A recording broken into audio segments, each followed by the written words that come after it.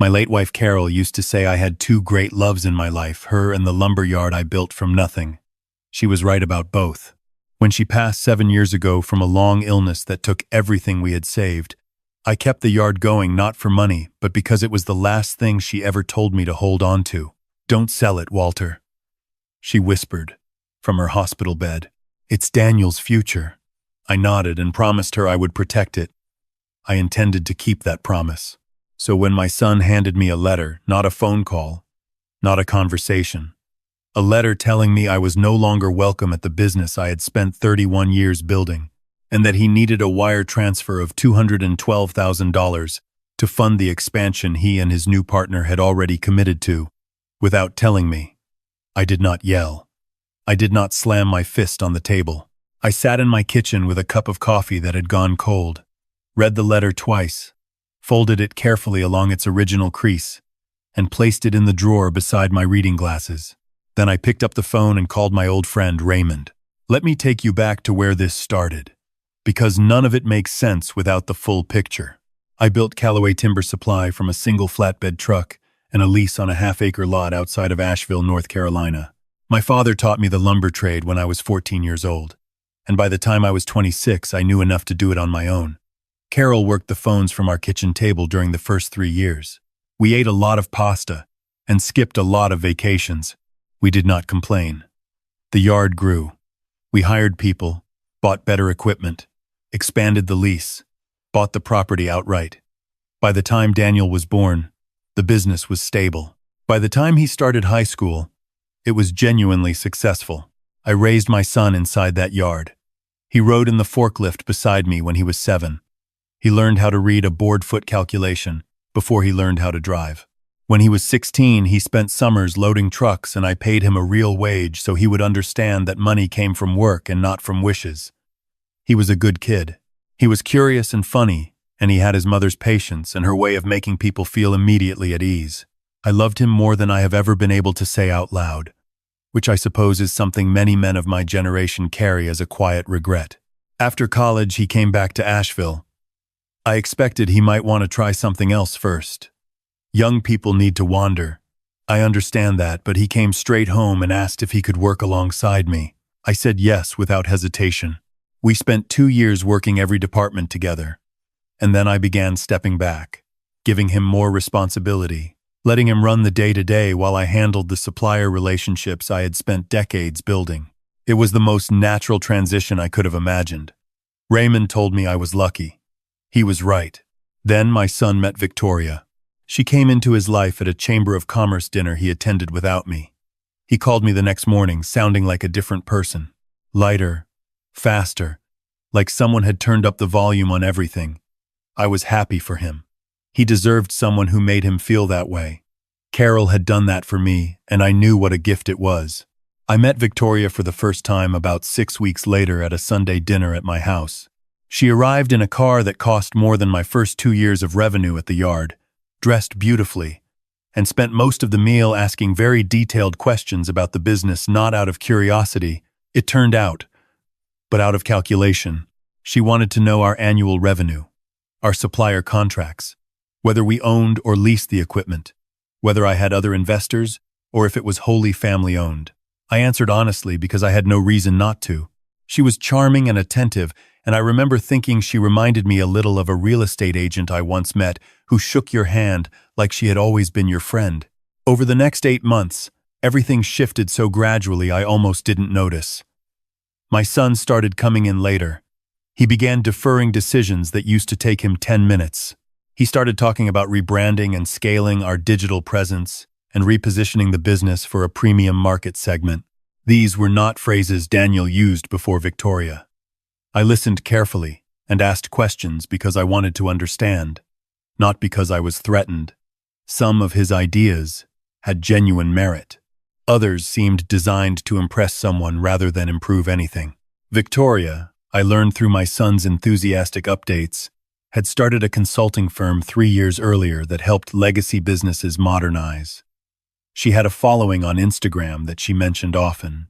She had opinions about our logo, our website, the color of our delivery trucks. She had never worked in lumber. She had never, as far as I could determine, worked in any physical trade at any point in her life. I kept my thoughts to myself. She made my son happy. I was patient. The first serious alarm came when my son asked me to sign over a 40% stake in the business to what he called a partnership entity he and Victoria had formed. He explained it carefully, with printed documents and projections I could see had been prepared by someone else. The idea was that Victoria's consulting firm would merge with the yard in a formal capacity, giving her business standing to help lead the expansion. In exchange, he said, we would access new capital markets and unlock growth we couldn't achieve alone. I read the documents over 3 days. I had Raymond, who is a retired contracts attorney, read them too. Raymond called me on a Thursday evening and said, Walter, this agreement gives Victoria's entity veto power over capital expenditures above $15,000. I asked him to say that again. He did. I thanked him and went to bed without sleeping much. The next morning I sat down with my son and told him calmly that I would not be signing the documents as written. I explained the veto clause.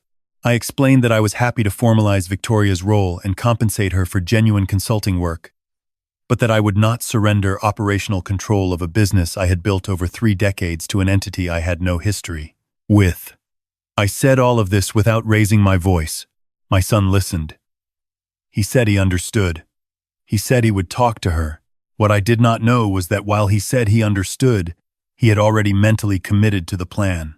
What followed was 3 months of distance. He stopped asking my opinion on decisions. He began excluding me from supplier calls I had always handled. He hired 2 new people without telling me. He redesigned the company website and changed our logo, the one Carol had sketched on a napkin in 1993 without a conversation. I found out when a regular customer called me to ask why everything looked different.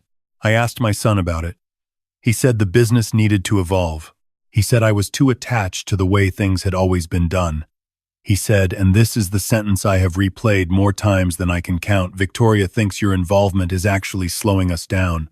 I did not respond to that. I excused myself, went outside, walked the yard for about 20 minutes, and then drove home. The letter arrived on a Tuesday. My son did not hand it to me in person. He had left it in the mailbox at my house, which meant he had driven out to my property and placed it there deliberately, which meant he had thought about it, maybe even practiced it, in his head. The letter was written in language that did not sound like him. It used phrases like operational restructuring and strategic realignment of leadership roles and transition toward new management vision. Buried in the 4th paragraph was the part that made me set down my coffee. Effective immediately, I was being asked to vacate my office at the yard and relinquish my active role in daily operations. My remaining equity would be honored his word, but my physical presence and my authority were no longer welcome. The final page was a payment request. Victoria's firm had apparently already signed contracts with 3 vendors, a commercial construction company to expand the warehouse, a technology firm to overhaul the inventory system, and a marketing agency to handle brand repositioning. The combined deposit total was $212,000. It was due within 45 days. The letter stated that as a majority equity holder, I was expected to fund this investment. They had excluded me from my own business and then sent me the bill for their plans. I sat with that for a long time. Then I called Raymond. I want to be clear about something. I was not angry in the way you might expect. I have thought about why.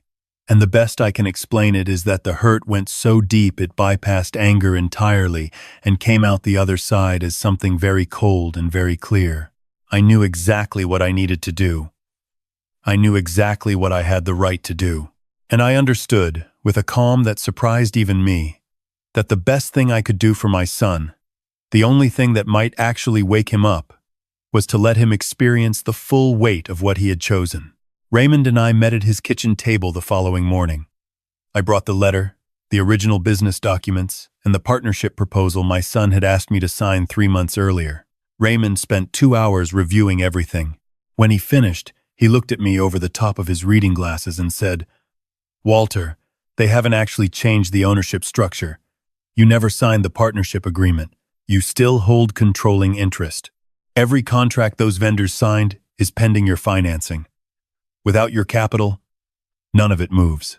I asked him what that meant practically. He told me. Then he told me what else it meant. Then I drove home, made dinner, and slept better than I had in months. The next morning I called each of the 3 vendors directly. I identified myself as the majority owner of Calloway Timber Supply and explained that the expansion project had been placed on indefinite hold. I did not speak poorly of my son. I did not explain the family situation. I was professional and direct. Each vendor confirmed they had not yet received their deposits. Each one asked if there was a chance the project would move forward. I said I would be in touch.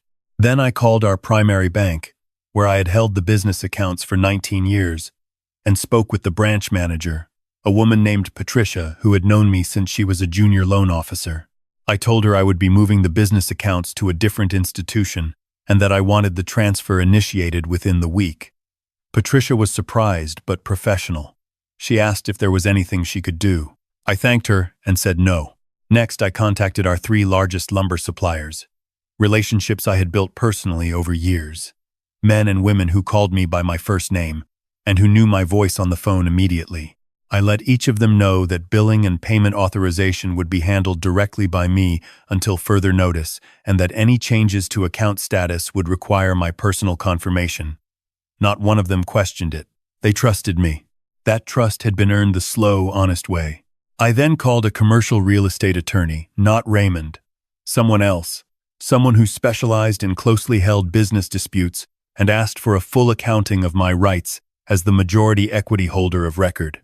The answer was comprehensive and, from my position, favorable. I did nothing dramatic. I sent no angry messages. I did not show up at the yard to make a scene. I simply made every quiet move available to me, methodically, over the course of about 12 days, while my son and Victoria were apparently busy preparing press materials for an expansion that had no funding. The first crack appeared on a Thursday. My son called me. Not a letter this time, an actual phone call.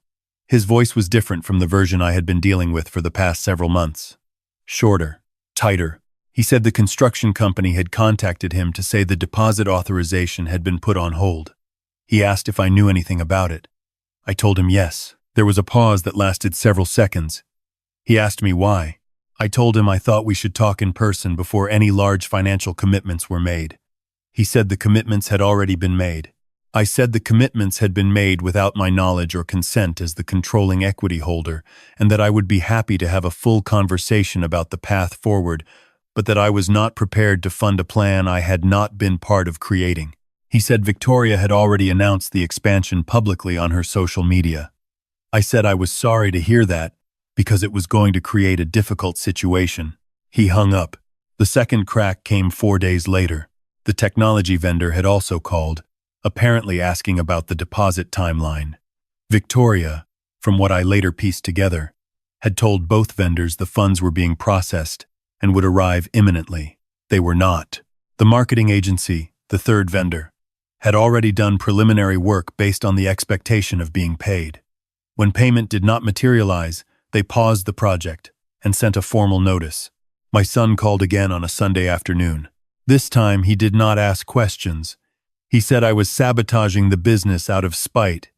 He said I was acting like a petty old man who couldn't accept that the world had changed. He said Victoria had invested real time and expertise into this vision, and I was destroying it. His voice cracked once or twice. Underneath the anger, I could hear something else, something younger, something frightened. I let him finish. When he was done, I said, "Son, I would like you to come to the house. Not to argue. Just to sit down and talk the way we used to before any of this started." He said he didn't see the point. I said, the point was that I was his father and I loved him, and I was not going anywhere.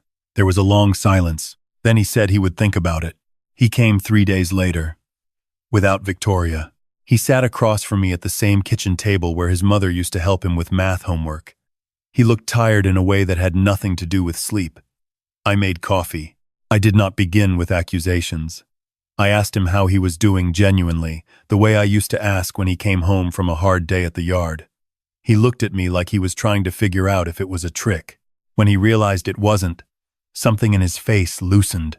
We talked for almost 4 hours. I learned things I hadn't known. I learned that Victoria had been suggesting for months that I was a hindrance to his potential, that my traditional approach was holding him back, that the business could be so much more if it wasn't anchored to my way of doing things. I learned that she had drafted the letter herself, the one that had arrived in my mailbox. My son had signed it, but the words were hers. I learned that the expansion had been presented to him as a nearly risk-free opportunity, that the vendors had been told the financing was essentially secured. I learned that he had not consulted a single person outside of Victoria's circle before agreeing to any of it. I did not say "I told you so." I did not list my grievances. I asked him one question.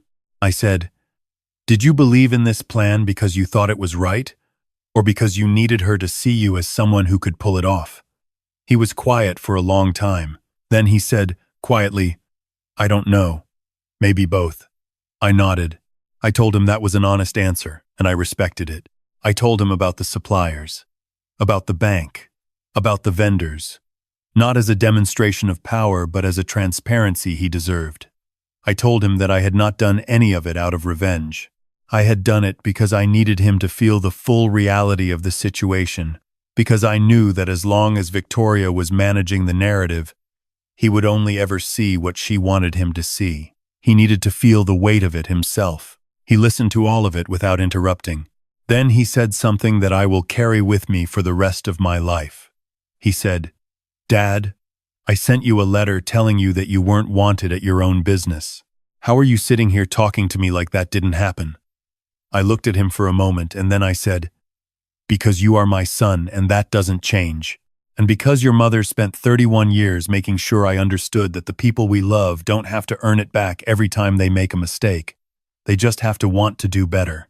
His eyes went red at the edges. He didn't cry. The way men our family raised don't often cry. But it was close. We talked about Victoria. I was careful.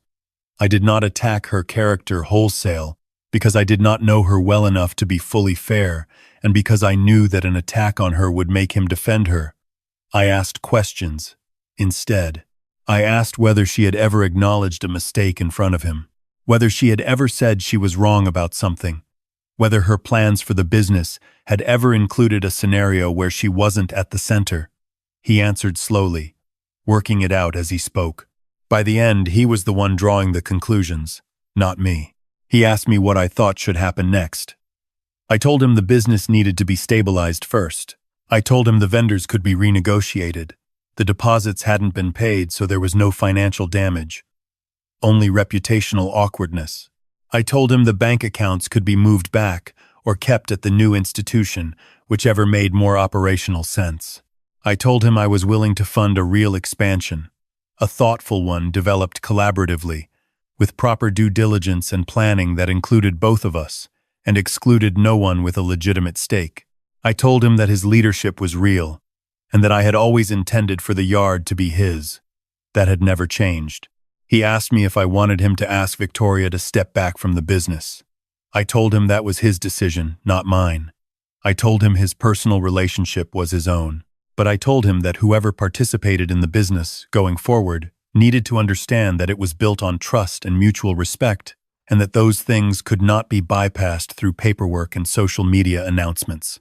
He nodded slowly. He looked younger than he had in months. Somehow, like something had been set down. He called me 2 days later to tell me he had a long conversation with Victoria. He did not share the details, and I did not ask. He said the business relationships for signing something that was designed to push me out of a place his mother had asked me to protect. He said he was sorry he had let someone else's voice get louder in his head than mine. I told him it was all right, and I meant it. We started coming into the yard together again the following Monday. Not dramatically. We just showed up, the two of us, the way we always had, and worked through the morning side by side. One of our longtime drivers, a man named George who had been with us for 17 years, looked up when he saw us walk in together and said, "About time." That made both of us laugh. It was the best thing I had heard in months. The expansion did eventually happen. Smaller than what Victoria had envisioned, more practical, budgeted the way I had always budgeted things carefully, with margin for error, and no promises made before the money was actually in hand. The new warehouse addition went up the following spring. My son managed the entire project. He did well. He made decisions I wouldn't have made, and some of them were better than mine would have been. I told him so. He seemed genuinely surprised that I said it. I think about what could have happened if I had responded to that letter with fury. If I had hired lawyers immediately and turned it into a war. If I had said the things I felt in those first cold hours when I read it at my kitchen table, I would have been justified. But justified doesn't always mean right. My son needed to walk to the edge of that cliff and feel the drop without anyone pushing him. He needed to discover on his own what he was actually standing on and who had built the ground under his feet. That couldn't happen if I was screaming at him. It could only happen in the silence after I stepped back and let reality do its work. Some people hear a story like this and ask how I could be so calm. They say they would have been destroyed. And truthfully, there were moments. Quiet ones. Usually late at night when the house was too still, when it did feel like something close to destruction.